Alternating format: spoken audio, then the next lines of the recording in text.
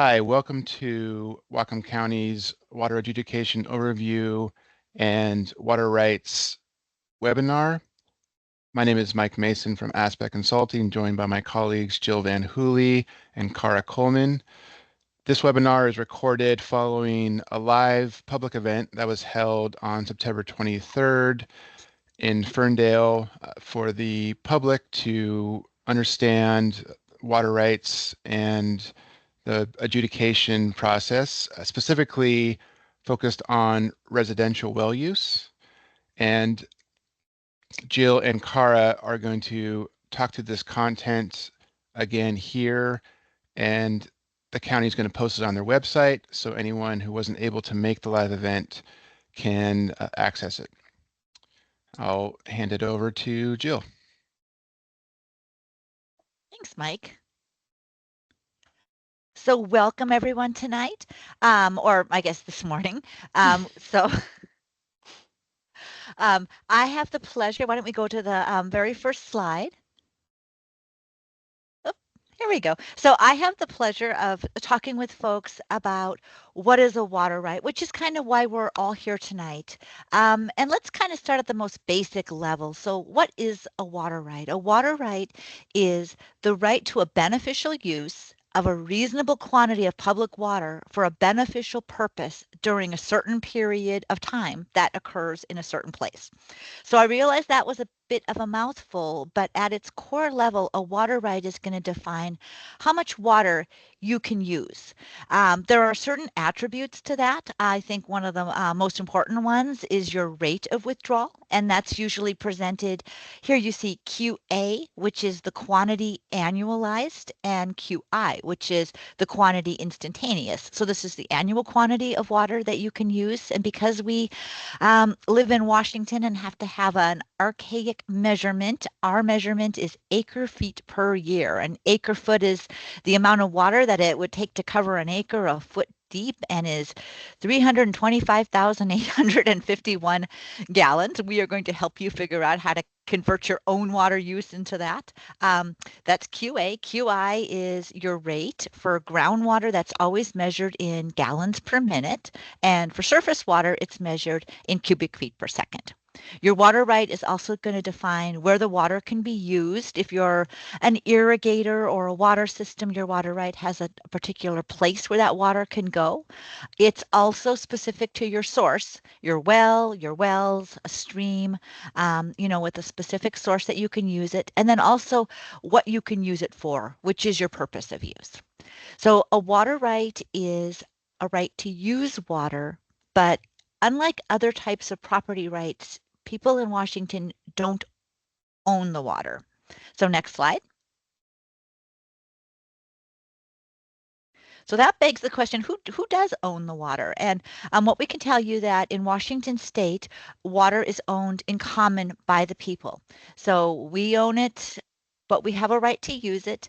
And that access to use the water is managed by the state, generally through our water right permitting system. So let's talk a little bit about the types of water rights. So there are several categories depending on if you're lumpers or splitters, but how I like to think about it is there are the water rights that were issued by the state. So starting in 1917 for surface water and 1945 for groundwater, we have had a permit system. This is a process where people will apply for a water right by filing an application. When or if that's granted, they will get a water right permit, which is permission by the state to develop that water use. It includes conditions and a schedule. And then once that water use has been perfected and ecology is happy with the amounts used and a finding that it's being used consistently with what they authorize, a final water right certificate is issued and recorded against the property and considered to be a property right. So these are, when you talk about water rights, you talk about my permit, your certificate. These are not always required for smaller uses. And so it's not uncommon that people not have a water rights certificate and still have other uses. And so some of these other uses manifest themselves differently. One of the more common forms of water rights is called a statement of claim. So this is different than the court claims that you will now be filing through this adjudication process, which we're going to walk you through, but it's the same word. So the claim registration process was something that the state of Washington did back in the early 60s, early 70s, where they encouraged anybody who was using water prior to the enactment of these water codes to file a statement of claim. So these, lots of people have them. They are on file with ecology, but for the most part, they've never been looked at or evaluated. The other very common type of use is a permit exempt use. And this is a provision that people can develop a water right based on their use of groundwater under the state's groundwater exemption. So these are uses that are exempt from needing to go through the formal water right permit, but still have the same legal entitlements and legal responsibilities as the same as other water rights. So we'll go next slide. So since we're talking about legal things, I wanted to just give you the reference to our two main parts of our water code. So our CW 9003 is our surface water code. So 1917, it's been, well over 100 years since we've had this process in the state. And then in 1945, the legislature basically, took everything that was in the surface water code, added a few more provisions, and then extended it to groundwater, so 1945. And I think the two main concepts that come up a lot when we talk about our water code are prior appropriation. So Washington State, like a number of Western states in the United States, have water laws that are based on this premise of first in time, first in right. So that is older water rights have priority over junior water rights and can be regulated based on those. So first in time, first in right is a big deal in Washington. And the other element is beneficial use. So a water right needs to be put to beneficial use. That means you're using the water for a beneficial purpose, and it needs to be kept for the most part in continuous beneficial use to remain valid. There are some exceptions for that, but for the most part, priority matters, and being able to show that you are using that water and that you haven't stopped using it is also a really key important element of our water laws. So next slide. So we're all here tonight to talk about adjudication and what is an adjudication. This process, remember we talked about our water codes being pretty darn old. This is a process that is also cooked into our state statutes. And this adjudication process at its core is really a inventory and vetting process over the when you take a look at all the claims that have been issued, all the water rights, all the permit exempt uses, there's a lot of potential water uses out there with really no evaluation or really looking under the hood to see who has a water right, who has a valid water right. This is a legal process. Ecology initiates this process. This is part of ecology's mandate is to initiate adjudications. There have been many across the state. The biggest and most famous adjudication is the Yakima adjudication, which took, over 40 years to fully resolve, but there have been other smaller adjudications. So this is a legal process initiated by ecology, but it goes through the Superior Court, which is why it's structured very similar to many lawsuits. The area that has been chosen for this particular adjudication is called WRIA 1 or the Nooksack. There is some confusion a little bit about this name, but WRIA, it stands for the Water Resource Inventory Area. Across the state, there are 62 of these watersheds, and they are named in some cases after the major stream that might flow through that. This one is called the Nooksack. We realize that this extends into Skagit County. This includes watersheds that are not directly part of the Nooksack. Point Roberts is a really good example of a little mini sub-basin that doesn't flow into the Nooksack, but it is part of this water resource inventory area. And again, these are watersheds that were defined by the state, a long time ago, and this is the area that's been chosen kind of as for this effort. So through this process, what's going to happen is it's going to everybody is going to file statements of their water use. Ecology is going to look at those and make recommendations. It's going to go through a legal process, and it is going to result in the courts issuing a priority schedule of the oldest water rights to the newest water rights, and ecology documenting that with adjudicated certificates, which are actual paper documents that will define those attributes we talked about on your water rights, your data first use, your gallons per minute, and what you can do with that water. All right, next slide. So the adjudication process, again, it's a legal process. There's a number of steps. This started with ecology filing a petition with the Superior Court, which went in May. And with that, ecology prepared what's called the summons. And the summons is kind of a package of information. It is the legal statement that's going to be mailed out to everybody, basically telling them that they need to participate in this process. It also includes the instructions and the form itself. So Superior Court has an opportunity to review these documents and make sure they're consistent with what they think they need to be. They've had them since, for a couple of months. They have the opportunity now to approve them as written, or they can reject them, in which case they'll go back to ecology and ecology will resubmit them.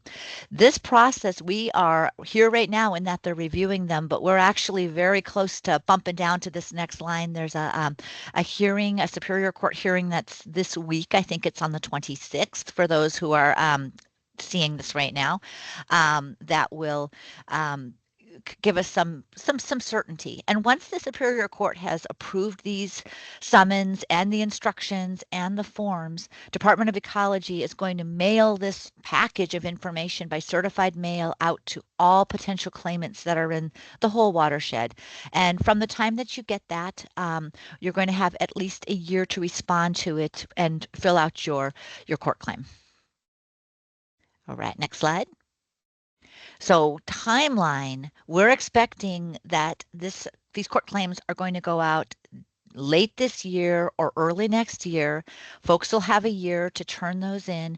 The timeline may be extended by the Superior Court. We very much expect that it probably will, but at least there'll be a minimum 1 year to complete the form and return it to the court. And then after that time, ecology is going to review those forms. There'll be probably some back and forth, and then ecology will be making recommendations on extent, validity, quantities of what those individual adjudicated certificates will look like. So next slide. So if you haven't figured out already yet, this is going to be a pretty big effort. If you look at this particular WRIA 1 Nooksack watershed, we've got at least 2,000 state-issued water rights. And again, those include permits, certificates, water rights that are going through some kind of a change process to modify them. The claims that I mentioned, there's close to 5,000 of those. Most of those have never been looked at, never been evaluated by anybody. And then in addition to that, this adjudication is kind of unique because it's also going to involve permit exempt users. And those are represented not always, but often by numbers of wells. And the estimate is there's between 10 and 20,000 permit exempt wells, which could represent permit exempt uses that are within this area. So ecology expects thousands of court claims are going to be filed in this adjudication process. So let's talk a little bit about groundwater versus surface water. So in Washington, any surface water use requires a water right. There are no practical exemptions to that. This includes water from creeks, ponds that might be on your property, springs, ditches. It all requires a water right of some sort. This is different than groundwater use, which might require a water right depending on the size of it, but there's also a number of exempt groundwater uses where folks have a right to use water, but it is not papered, the same way that a surface water use might be. Right, next slide. So let's kind of dig in a little bit because I think probably the folks that are seeing this presentation, which is kind of geared towards, smaller residential users as opposed to big irrigators, most folks are operating under what's called the groundwater permit exemption. And remember, we talked about this is, sort of a 1945 is, when ecology decided, the legislature, excuse me, through ecology decided to extend the water code to groundwater users as well as surface water users. They deliberately avoided wanting to suck every last water user who was using a well into this permitting process. So they developed what they thought were some really straightforward exemptions. And one of them was for homes. So they did not want people who were using water for a home or a group of homes to have to file for a water right. And so the number that they picked was 5,000 gallons. 5,000 gallons a day is the upper limit for groundwater users who are using water for a home, unless there is subsequent legislation that um, affects a certain watershed or a certain county. And of course, in Whatcom County, we do have these, which we're going to get into a few minutes, and I'll show you a slide that's kind of how that 5,000 gallons in your county has evolved over time. So water for homes, exempt. Water for livestock, there's no gallon per day limit and there's no acre foot restriction for the water that people are using for their livestock. The other exemption is water for a non-commercial lawn or garden that's a half acre in size or less. There's no gallon per day requirement. Again, think back, this is 1945. This is intended for people who have, big yards, big gardens, animals, they were not expected to get a water right permit. And the final prong is water for industrial use.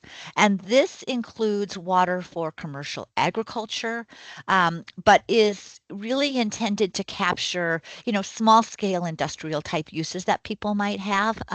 When we talk about commercial agriculture, probably the best example of this might be like a small nursery where people are, growing potted plants or, keeping things wet before people come and buy them.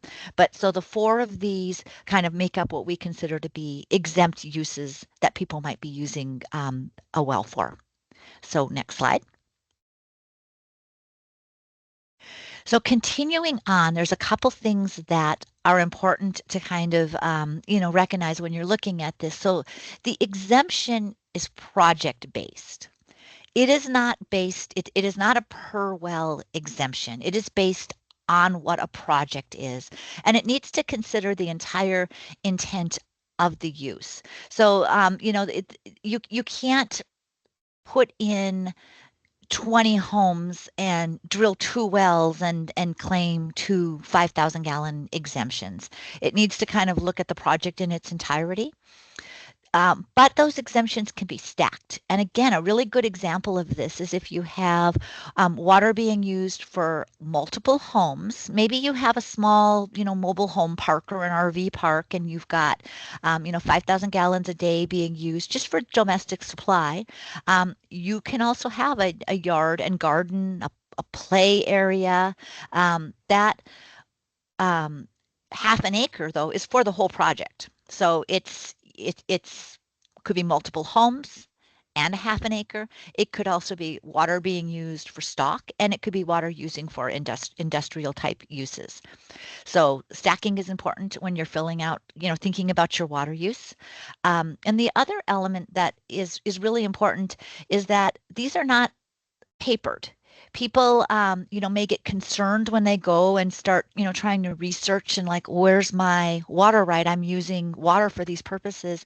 There's no paper that documents these, but these are still subject to the prior appropriation doctrine, and they're still subject. They live within the water code. So even though you don't have a piece of paper, you you still have a priority date, which is associated with your date of first use, and you still have requirements to not impact other water users. And I think one more thing that I kind of want to add on when we talk about these quantities, one of the most important things to think about is, your water right, whether you have a water right certificate or whether you're an exempt use, the measure of your water right is that beneficial use. So when we talk about that 5,000 gallons a day, that is that far exceeds any amount of water that anybody is using, for a single family home. You only start approaching that when you start looking at smaller developments where you have multiple homes. So the measure of your water right is still based on your beneficial use and your historic use, regardless of whether you're an exempt user or or have some kind of other paper documentation. So let's go on. So remember I said Whatcom County had some variations on a theme. How much water can be used depends on when your well first went in.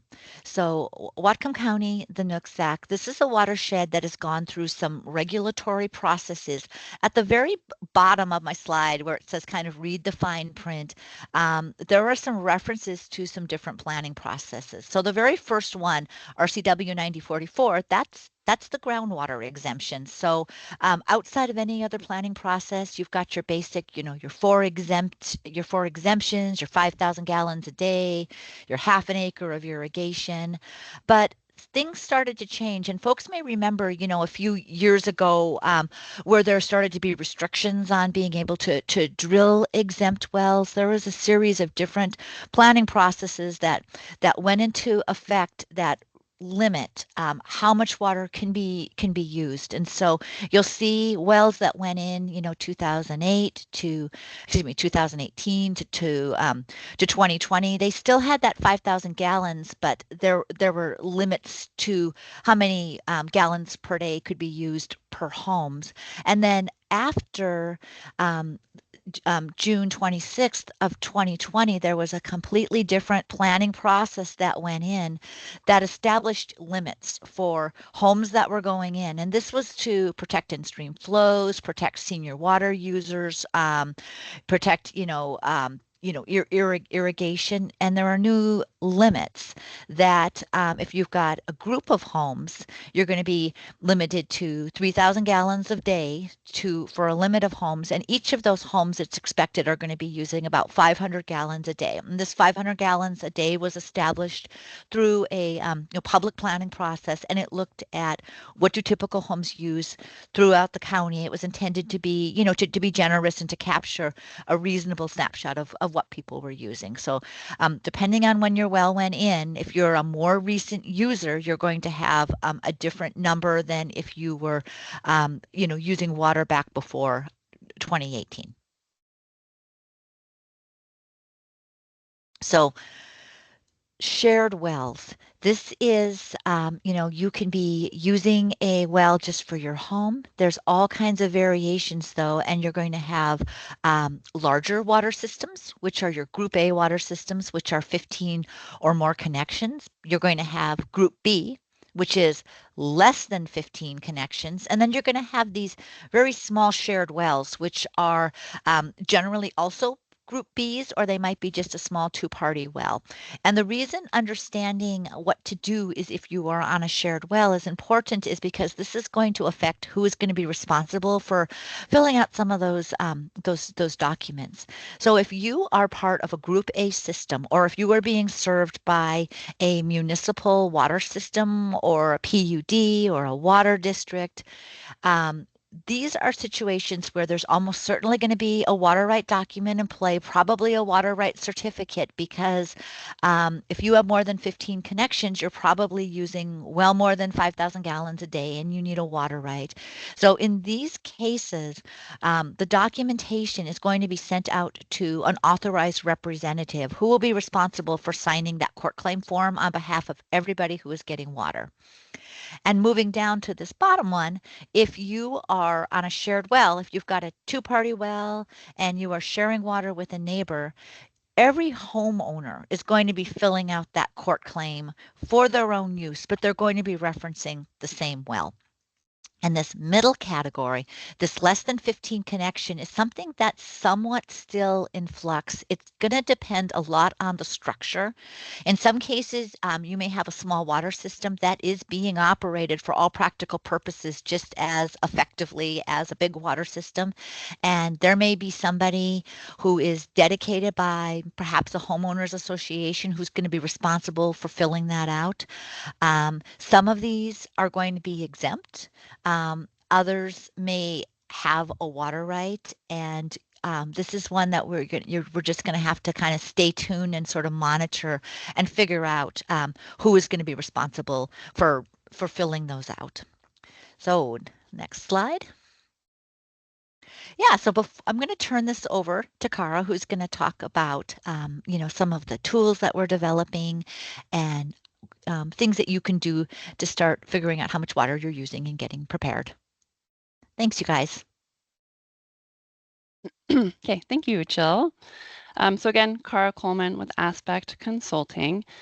So Jill just gave a great presentation on water rights, a little bit about the adjudication process. And so my task then is to talk about how to start collecting information about your home and your well and different ways to estimate water use. So we wanted to start with a little bit of advance notice because we know that a lot of people are concerned about the process and want to know what to expect. So Jill sort of alluded to this, and depending on when you're viewing this recording, these dates may not be as relevant anymore, but the proposed court claim forms were submitted by Ecology to the Whatcom County Superior Court on August 30th. There is a hearing scheduled later this week, so September 26, 2024, for the court to review those forms. So depending on what the court finds, those forms are either going to be approved as is, and then Ecology can go ahead and mail things out, certified mail, or they'll be sent back to Ecology if the court thinks changes are needed. And so that, that later this week, we should have much better clarity on what those forms specifically are going to look like. But regardless of when those forms get approved and eventually sent out, we know that there are going to be some key pieces of information that are going to be specified on those forms that water users will need to complete because that's information that's specified in the water code. So Jill talked about RCW 9003. There's certain things that we know have to appear on the forms. So there's no reason why you can't start collecting that information now. So a few of those things are data first use, current and highest use, current and greatest area irrigated, if that's something that you do, the location of the withdrawal, the location of use. Also, we do want to note, just so people have a heads up, that there is a $25 fee to file. So when it is time, and it's not time yet, but when it is time to complete the court claim form and get that submitted, there's a $25 filing fee. Sounds like waivers are going to be available if that's an option that folks want to explore. So data first use for residential, permit exempt well users like we're targeting with this event, typically, but not always, is going to be when the house was built and or when the well was first drilled. So you can get home construction information pretty easily from the county assessor's database. It's searchable by name, address, parcel number. You can locate your property and then drill down through the database to find the year that the improvement or building was made. So this is an example from the Whatcom County Assessor's Database, and there's a live link there, so you can go there and search if you need to. And then this next slide is an example from the Skagit County Assessor's Database. So on that map of WRIA 1 that Jill was showing earlier, recall that there were portions of the WRIA that went down into Skagit County. So the information might look a little bit different, it might be organized a little bit differently, but the same type of information is available also from Skagit County, and that's a live link there so that you can get to that information if you need to. Another important piece of information to get at date of first use or priority is when your well was drilled. And really one of the best ways to get this information is to get a copy of the well log. If a well log exists for your property. Ecology has a database where you can look up well logs that have been submitted to Ecology. We've got that site linked here. Currently, if you have a well drilled, the well driller will complete and submit the report to Ecology after well construction, and it has details about the date the well was drilled, the well tag number, the depth, the construction type, all sorts of important information. Older wells may or may not have a well log, and we've fielded a lot of questions from people who don't have a well log mapped to their property, and we are telling them that that's okay because a well log was not always required, and so a lot of older wells don't have that documentation. However, if you have a well log, you certainly want to get your hands on it as a part of the adjudication process. So the well log database that's available through Ecology is not super user friendly, and I think in recognition of that and trying to make it more accessible, Ecology did a webinar a couple of months ago with their well people, and it's a really great tutorial on how to use that database to try to locate your well log if that's something that you feel up to doing. You can also directly contact Ecology and other supporting people at the county or Aspect Consulting to look up that information and send it directly to you. So a few resources there if you want to look that up. Okay, so that's kind of the quick tutorial on how to get information about priority. Next, what we want to do is talk a little bit about how to estimate water use. So of course, if you have a meter, the metering is sort of the gold standard. That's an actual measurement of water use, and that is the type of information that would be absolutely appropriate to include on a court claim form if you're looking at your total water use. We do want to note that a meter is not required in order to complete your court claim form, to participate in the adjudication. The adjudication in and of itself is not a metering process. However, if you have that information available, that could be really good information you could rely on. Most rural well owners don't have meters, and that's okay. You don't have to have one. You can also estimate your water use. And there's different ways to estimate water use. Aspect Consulting's been working with Whatcom County on a few different calculators that are available to the public to help inform and educate people about the amounts of water that they may actually be using. So I'll go over the calculators in a little bit more detail in just a sec. I just wanted to note that the calculators are online. You can access them through the county's website, linked here. They're free. They're totally optional. If you choose to use it, great. If you don't choose to use it, entirely up to you. And then none of the information that you enter into the calculator is stored or saved by the county in any way. We do have print instructions sort of at the bottom of each page. So if you want to save that for your own records, you can, but the county doesn't retain anything. And then we took a couple of different approaches. I'll walk through them, but there's a residential use calculator that we're going to talk about today because we're targeting the permit exempt residential well users. We have sort of a simplified method and then a more detailed method, and then just a little quick blurb on lawn and garden irrigation water use. Okay, so you'll open up the calculator, you go to the county's website. The top of the page is going to have a disclaimer. I think some of the language has changed a little bit since this presentation was made, but there's a disclaimer and then an overview with instructions, a little bit about the calculator, what it does, a link to a frequently asked questions document where you can get more information and references. And so we do recommend that you read this information before you start using the calculator so you kind of know how the tool is structured and how it's appropriate to use. And then next you'll get to the what we're calling the simple method. So there are state and federal guidelines that look at what is the average water use per person per day in different areas of the country or in Washington state. And so for the simplified method, we relied on an estimate of 60 gallons per person per day based on that guidance. So for this, you don't need our calculator. You can just enter the number of people in your household and multiply that by 60 gallons per day to get your total water use. But the thing that our calculator does that's really nice is it also converts this from gallons per day into acre feet per year. So you'll come to the calculator, you'll open it up, enter the number of people in your household, click the calculate button, and then at the bottom you will get this 240 gallons per day and then the conversion to acre feet per year. So pretty quick and easy. So the detailed method is much more granular. So we developed this in response to questions and comments that we were getting from community members who really wanted to drill down into their water use and have a better understanding of what they were actually using. So in this calculator, we're going to ask specific questions about, showers and baths and dishes and laundry, et cetera, all the different types of water uses that are common within a household. And so you can, you can populate that information with as much detail as you'd like and sort of see how things sort out at the end.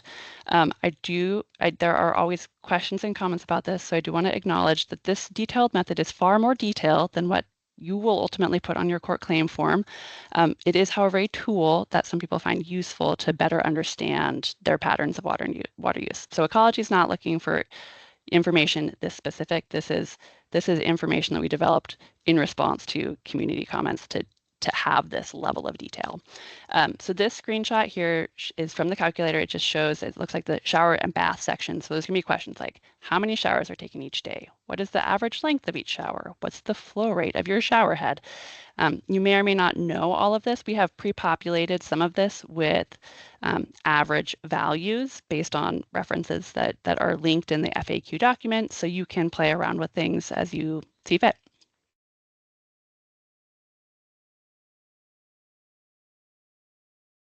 Okay, so you'll work your way through all the questions. You'll hit the calculate button again, and then at the bottom, you will see another estimate pop up that is the detailed method using your answers. And you can see for the example that I ran through for my family of 4, I came out with about 158 gallons per day. And then you can see the acre feet per conversion there.